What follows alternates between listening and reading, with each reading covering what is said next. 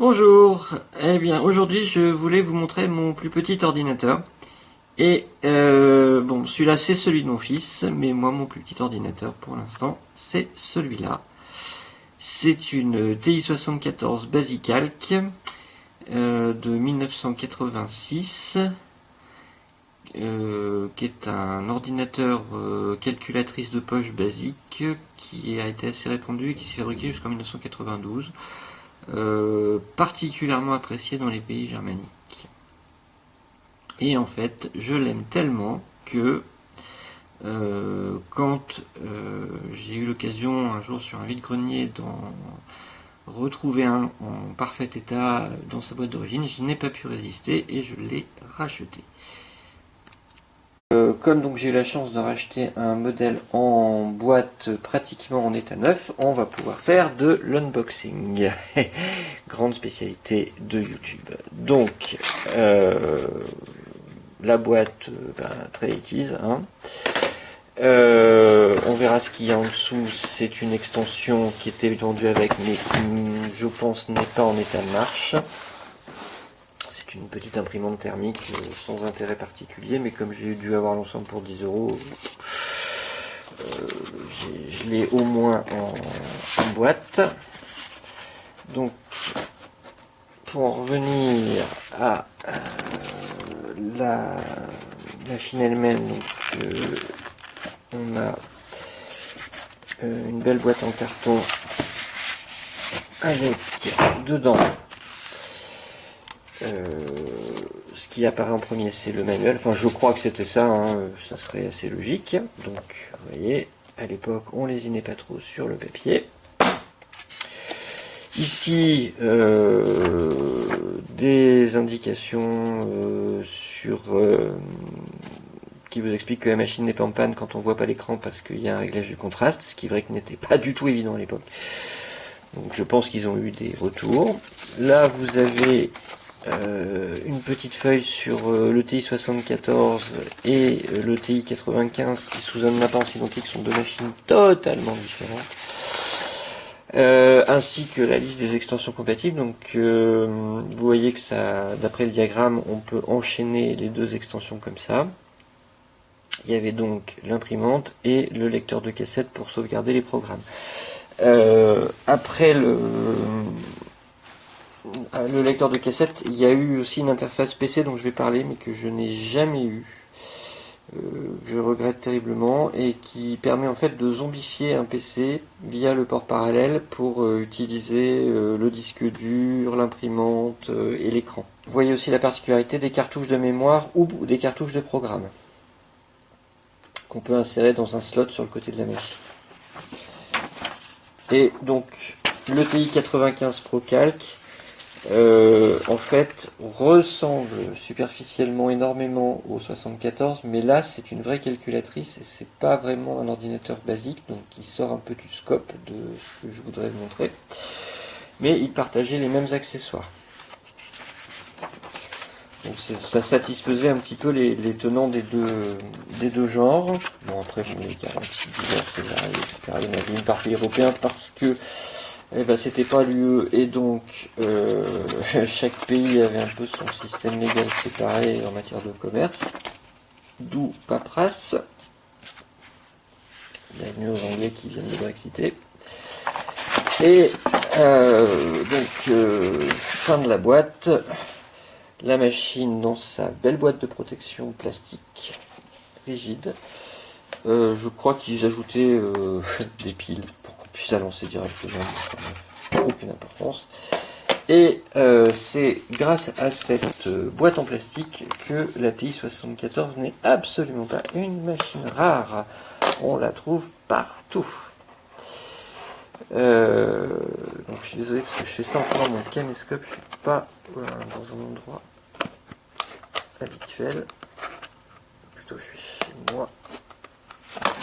Voilà.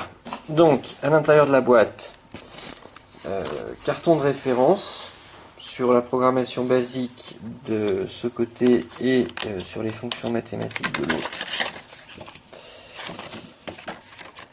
Voilà. Carton qui était totalement interdit au bac.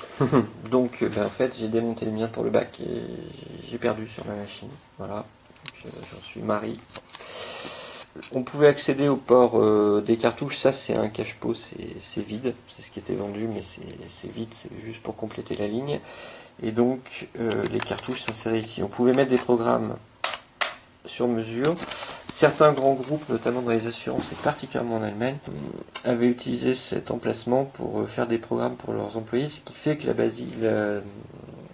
TI-74 Basicalc a été très répandue en Allemagne et qu'on l'a retrouvée dans les mains de beaucoup de gens. Il y a même une version spécifique sans lettrage. Alors, je ne sais pas si on voit bien. Sur le clavier, il y a en réalité plusieurs niveaux de symboles. Donc la TI-74S qui servait à être vendue avec justement des programmes incorporés en ROM n'avait que le lettrage blanc et ni le lettrage gris qui sert en mode basique ni le lettrage bleu qui sert en mode calculatrice. Dans le boîtier plastique, le réglage du contraste qui est ici est protégé par la bordure, ce qui fait qu'on ne peut pas le décaler accidentellement, mais on y a accès en sauvant la machine. Et quand on la retourne, on voit donc que c'est une ligne très Texas, avec l'écran légèrement incliné vers le haut, qui reprend un peu la ligne générale de Texas Instruments dans ces années-là, si d'autres l'ont connu sur les TI-52 Galaxy, sur les TI-66, etc., etc. Donc une machine très Texas, une excellente calculatrice scientifique avec 13 chiffres de précision et une capacité d'aller jusqu'à factoriel 84. Si ça parle un peu aux plus mathématiciens d'entre vous, c'était pas mon cas, mais c'est quand même un chiffre impressionnant. Ça nous amène dans les 10 exposants 128. Voilà, et l'ensemble est animé par normalement 4 petites piles AAA qu'on insère dans ce logement. La mémoire ne tient pas au retrait des piles, mais elle est quand même préservée par quelques condensateurs le temps de les changer. Donc globalement, on a peu de chances de perdre son programme très durement tapé pendant un changement de pile. Donc voilà. Et donc une machine qui rentrait pile poil dans les specs du bac, ce qui fait que ça a été moi la machine que j'ai prise pour notamment ce qui était sciences, on disait sciences nat ou biologie en même temps, et pour la physique chimie. Pour passer les maths, je les ai passées dans l'année où est sortie en fait peut-être l'année d'après où est sortie la première calculatrice graphique, la Casio FX. Alors la première sortie c'était la 7000, moi j'avais la 8000, donc ça devait être l'année d'après, qui permettait de tracer des courbes. Bon, c'était illusoire dans un cas comme dans l'autre, de toute façon je me suis pris une raclée en physique comme en maths. Donc on va essayer de pas trop revenir sur ce sujet douloureux un jour de résultat du bac. Que j'ai eu cependant, et en ayant bien compris que ma place n'était pas dans les sciences. Donc après on peut admirer que les ingénieurs Texas ont fait rentrer un clavier QWERTY pratiquement standard avec une grande barre d'espace, avec une vraie touche return, avec un vrai pavé numérique, bouton on, off, reset pour quand vous mettez la calculatrice en vrac, ce qui est rare, mais ça peut arriver. Comme classiquement dans l'informatique individuelle de ces années-là, vous avez un bouton FN qui vous permet de taper les commandes basiques en une touche. Donc la machine était très bonne, à la fois comme calculatrice et comme ordinateur programmable en basique. 8K de mémoire vive pour le basique. Donc quand il n'y a pas de graphique, c'est amplement suffisant. Et donc, ouais, très costaud. Tous ceux qui ont eu des petites Casio programmables, même les Sharp, dans le genre 12-11, des choses comme ça, c'était des machines métalliques, peut-être plus design, mais beaucoup plus fragiles. La TI-74, elle pouvait faire un vol plané dans sa boîte et s'en sortir parfaitement indemne. Donc, non, une réussite sur le design, une réussite sur la solidité. Vraiment la machine très agréable à utiliser et moi je sais que par exemple on pouvait lui faire faire des choses qui étaient hors de portée des calculatrices programmables, notamment du traitement de chaînes de caractères, ce que moi j'avais utilisé extensivement pour la science nat en mettant un encodeur-décodeur de protéines à partir de l'ADN. Donc on faisait toutes les transformations de l'ADN par l'ARN transfert, l'ARN messager, etc. Et on arrivait à encoder les protéines comme ça, depuis une chaîne de caractères. Donc voilà, moi ça m'avait servi à ça. En chimie, je vais faire de la chimie orga sur les concentrations, les masses molaires, bon, tout ce qui était au programme de terminal. Donc pareil, ça me présentait les calculs en séquence de chimie orga. Là, la chimie, en revanche, j'avais remarquablement bien réussi, ce qui est heureux parce que sinon mon bac, je l'aurais pas eu. On peut avouer maintenant il y a prescription et mon fils n'est pas encore en état de regarder YouTube. Donc eh ben, après on va faire une démo de la machine en fonctionnement. De toute façon ça va être un numéro light. Parce que après avoir fait un trop grand numéro sur le sort et beaucoup trop lourd vu le poids de la machine, j'ai décidé d'arriver à quelque chose de beaucoup plus raisonnable et de faire un numéro court sur une machine légère. Celle-ci, j'ai remis des piles et elle fonctionne bien sûr comme si on était en 1986 à nouveau. Donc là, elle démarre en mode calculatrice, mais elle a une mémoire, elle se souvient dans quel mode elle doit démarrer. Donc la calculatrice, c'était une bonne calculatrice scientifique, il n'y a rien à dire. Donc je vais vous montrer la factorielle de 84. N point d'exclamation, pardon, et hop, voilà. Ah, c'est exposant 126. Pardon. Enfin, la machine va jusqu'à 128 ou 129. Je crois que c'est juste que si vous faites factorielle 85, vous sortez de la plaque. On va vérifier ça. 85 factoriel. Voilà, là vous êtes sorti de la précision mathématique. Donc 13 chiffres de précision interne, plus les exposants jusqu'à 128 ou 129. Donc, non, 128 tout court. Voilà. Bon. Je vais pas me ridiculiser en maths. Il y a un autre truc quand même qui était en dehors de la calculatrice scientifique classique que tout le monde connaît, avec les formules trigo, les logs, etc., etc., etc., qu'on peut trouver sur toutes les calculatrices scientifiques. Il y a une partie calculatrice statistique ici qui est assez géniale. C'est-à-dire que en fait, la calculatrice réduit un set comment on appelle ça, réduit un set de valeurs statistiques à 6 variables qui sont documentées dans le manuel, donc qui sont en fait les registres calculatrices 4 à 10, je crois, enfin 4 à 0, je ne sais plus. Lesquels sont le nombre de valeurs entrées, la somme de ces valeurs, la moyenne, l'écart type, enfin, etc., etc. Les statisticiens connaissent ça mieux que moi. Donc on peut travailler sur des sets pratiquement aussi longs qu'on peut vouloir de valeurs statistiques. Et la machine donc permet à peu près tout ce qu'on veut. Donc par exemple, je vais vous montrer. Donc vous mettez 45, vous le mettez vous le rentrez dans le voilà, et il vous dit que vous avez rentré la première valeur de l'ensemble statistique. On va mettre 60, deuxième valeur de l'ensemble statistique, et puis un truc qui soit bien entre les deux, genre 52, hop, on le remet, et là vous avez par exemple la moyenne, donc il faut faire stat et inverse, et voilà.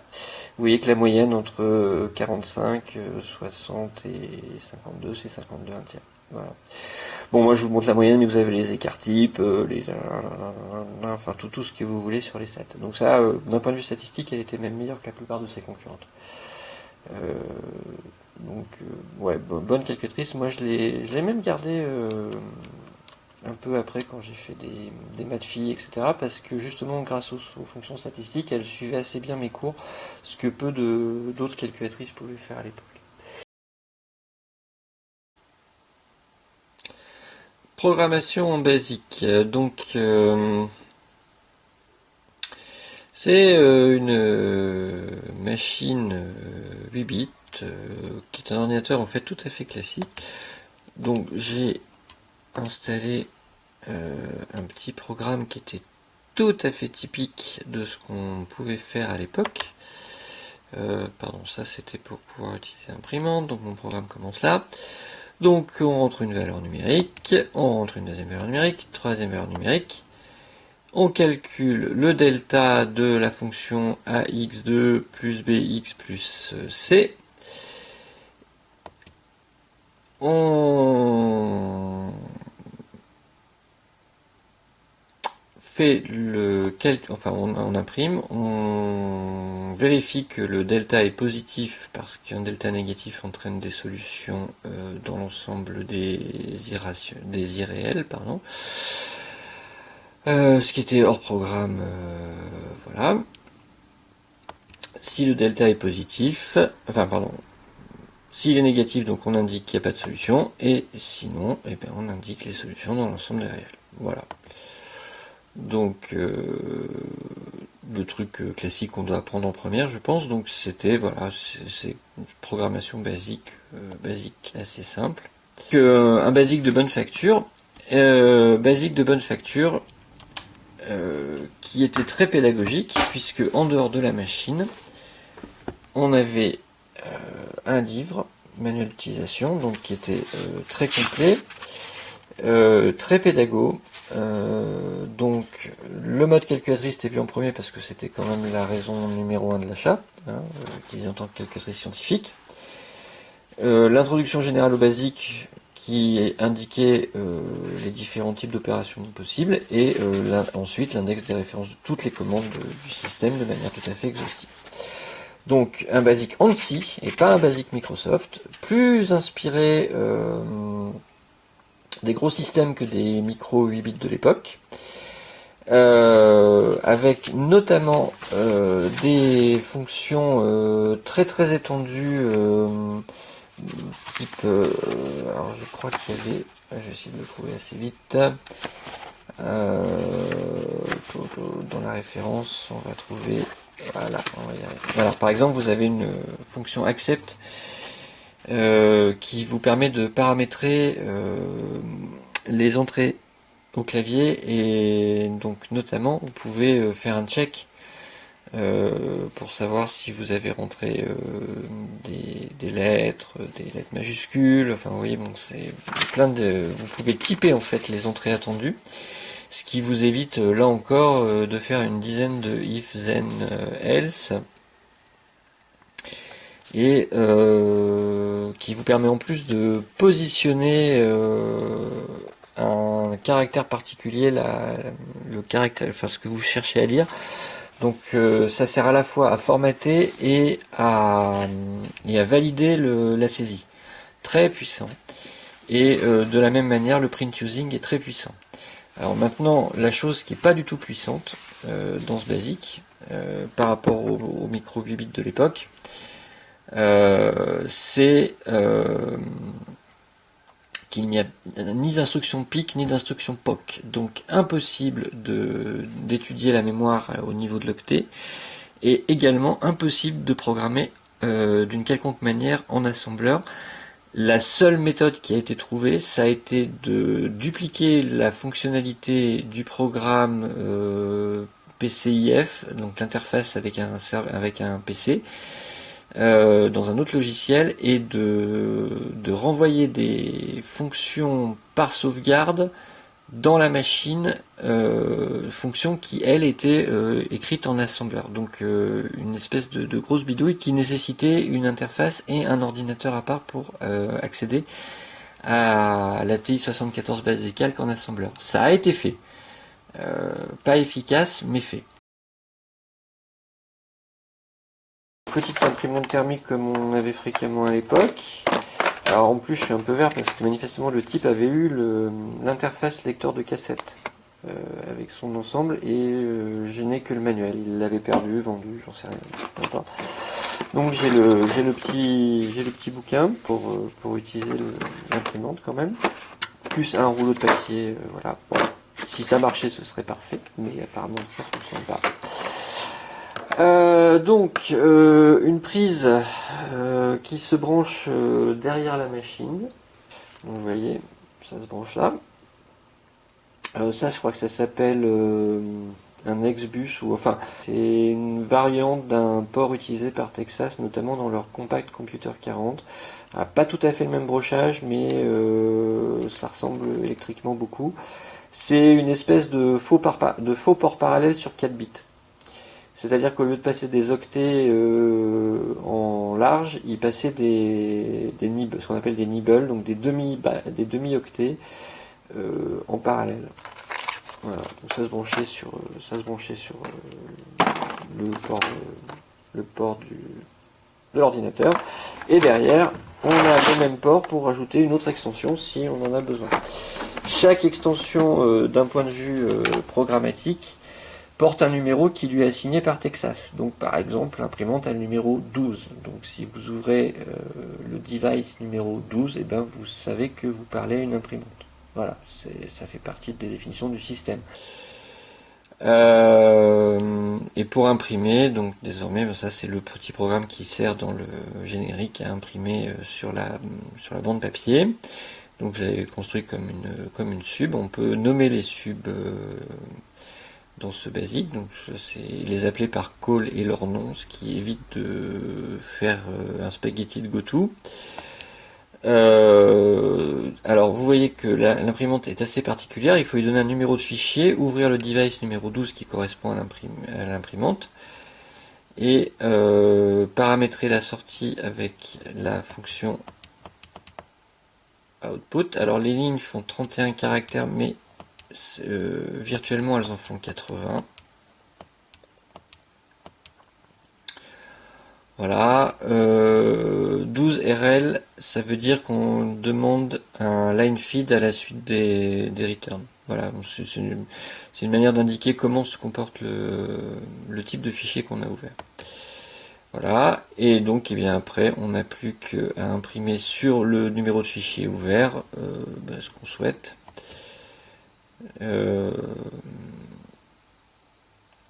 Et ajouter un certain nombre d'espaces blancs pour que la bande sorte de la machine. Voilà. Et après on casse l'exécution du programme puisque c'est un GoSub sur lequel on n'a pas envie de revenir.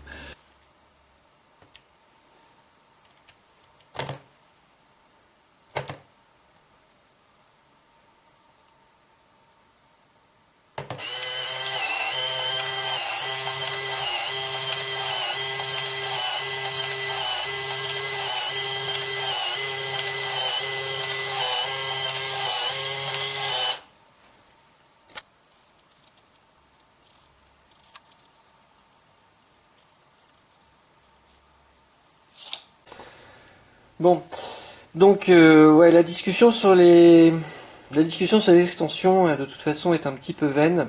Alors, je suppose qu'il y a des tas de gens que ça intéressait à l'époque, mais le problème principal, je vais vous dire, est très simple. C'est que c'était des machines que moi j'ai pas connues dans le monde professionnel, mais que j'ai connues dans le monde lycéen, étudiant, quand on va de manière un peu large. Ça, machine nue, vendue 1200 francs à l'époque. Ça représentait quand même une somme, on va dire, coquette. Mais c'était encore à la limite de l'abordable. Les calculatrices, les plus jeunes des téléspectateurs, enfin des gens qui vont regarder cette vidéo, ne se rendent absolument pas compte, mais les calculatrices, ça coûtait vraiment un bras, quoi. Une vraie calculatrice scientifique de terminal, ça valait facilement 1000 balles à l'époque. Une calculatrice de niveau collège, genre TI-66, enfin bon niveau collège, on peut peut-être passer on aurait pu passer son bac avec, je pense, mais avec un désavantage disons par rapport aux autres. Bonne calculatrice de fin de collège, ça valait quand même facilement déjà 500 francs quoi. Donc c'était quand même c'était un investissement. Alors évidemment les profs vous disaient ah bah oui vous avez besoin de la FX 82 de chez Casio, ça suffit amplement à vos besoins. Ouais et non quoi. Quelqu'un qui est bon, oui ça lui suffit amplement. Quelqu'un qui est pas bon, ben il part avec un handicap. Donc bon, donc on mettait déjà une somme assez, enfin on mettait, nos parents mettaient une somme assez coquette dans les outils pour nous aider à avoir nos examens. Et,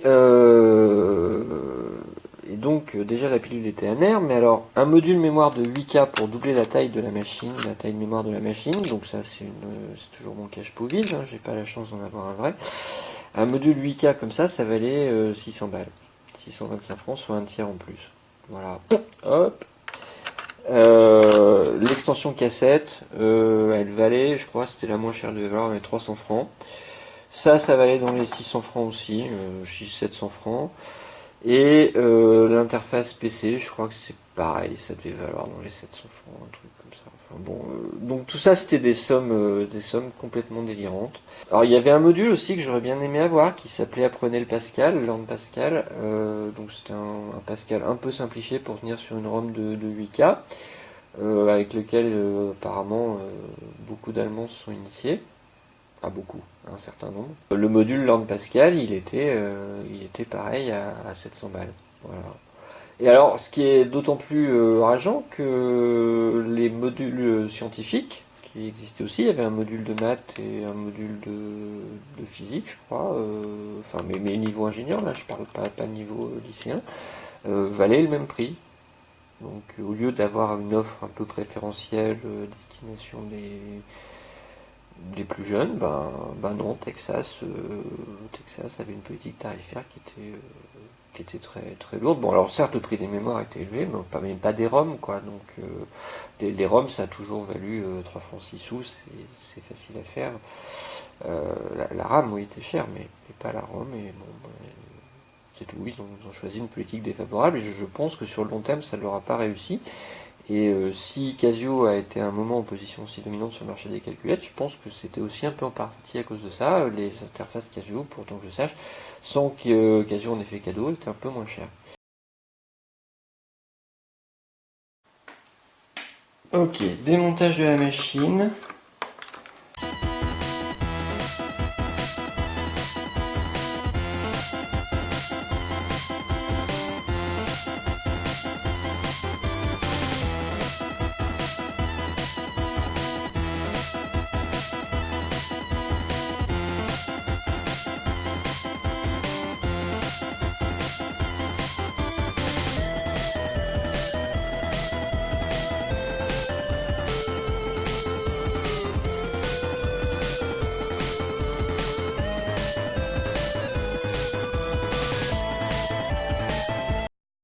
Voilà. Donc on voit le logement des piles. Ici. Qui alimente la carte mère par ici. L'alimentation un petit peu plus compliquée que ce qu'on peut s'attendre dans ce genre de machine, dans la mesure où il fallait qu'elle soit capable de retenir le contenu de la mémoire quelques secondes ou quelques minutes en l'absence des piles. Carte mère typique des années 80, on voit par exemple des diodes en série, des résistances, tout ça ce serait probablement dans un composant intégré de nos jours, mais là on a pareil, on a des condensateurs de découplage, on a des transistors sur une carte. On a encore des transistors sur une carte mère, c'est quand même assez remarquable. Ici on a le blindage du bus, on le voit qui apparaît, blindage de la carte, etc. Alors, je vais pas démonter l'ensemble parce qu'en dessous ça n'a aucun intérêt, c'est juste l'interface clavier et écran LCD. Donc il n'y a pas d'intelligence dedans, donc c'est pas, je pense, particulièrement passionnant. En revanche, ce qu'on voit donc ici, c'est pas un microprocesseur, c'est un microcontrôleur. Microcontrôleur qui a la particularité d'avoir partiellement de la ROM à l'intérieur. Donc en fait, les routines de boot initial ne sont pas dans une ROM externe, mais dans 4 kilobits de ROM dans le processeur lui-même. Et il y a également 128 octets de RAM pour assurer le démarrage. Ce qui veut dire qu'en fait, on ne peut pas changer véritablement la programmation de cette machine simplement en dessoudant la ROM et en l'échangeant, parce qu'il y a une partie fondamentale qui est intégrée dans le processeur et contre laquelle on ne peut rien faire. Donc moi le processeur c'est un 7070009 pardon. Grande famille de processeurs, grande famille de microcontrôleurs Texas, avec de très nombreuses variantes qui dépendent beaucoup de la RAM ou de la ROM embarquée. Et un certain nombre de machines tardives ont été faites avec le microprocesseur 70C46, qui avait la même ROM de 4 kilo-octets et 256 octets de RAM au lieu de 128. Bon, ça fait pas une différence fondamentale en définitive, puisque quand le programme est dans la ROM, on a besoin de RAM uniquement pour tenir quelques variables, et 128 octets ça peut être tout à fait suffisant pour assurer un boot. Donc en plus de ce microcontrôleur, on a une ROM de 32K je crois ici. Enfin il me semble, je me souviens que c'est ça, 32K. Et 8 kilooctets de mémoire vive dans un autre package ici. Donc voilà. Et ça c'est en gros l'ordinateur. Le reste c'est de l'électronique de support. Il n'y a rien de plus, c'est rien de moins. Voilà, avec ça vous avez une machine. C'est le minimum vital de l'ordinateur 8 bits. Il n'y a même pas de son et il n'y a pas de contrôle de CRT. Donc en fait il y a vraiment sur une carte comme ça, c'est pratiquement comme un KIM ou comme n'importe quel single board processor. C'est le système sur une carte, voilà, avec un bus d'extension pour la mémoire, un bus I/O d'extension, et voilà, on a un ordinateur. C'est l'expression la plus pure de l'ordinateur qu'on puisse avoir. Plus qu'une machine à calculer, c'est certain. Moins qu'un ordinateur, c'est pas évident.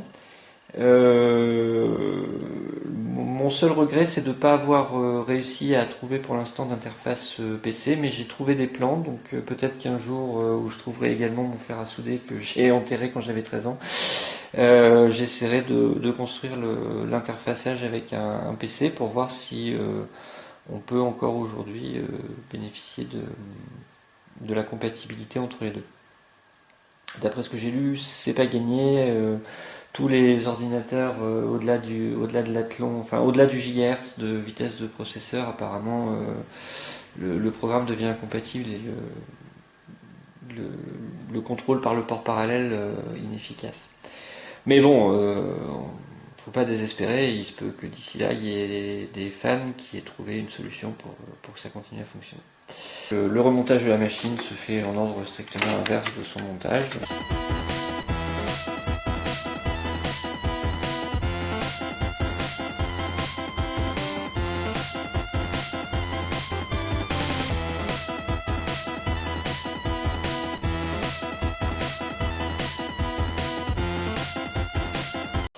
Voilà, voilà.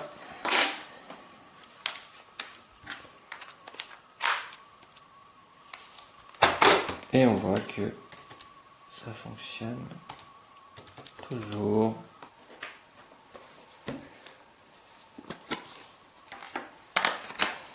Et toujours dans sa boîte pour la protéger. Voilà, cette fois-ci c'est la fin. Je pense que j'ai vraiment tout dit.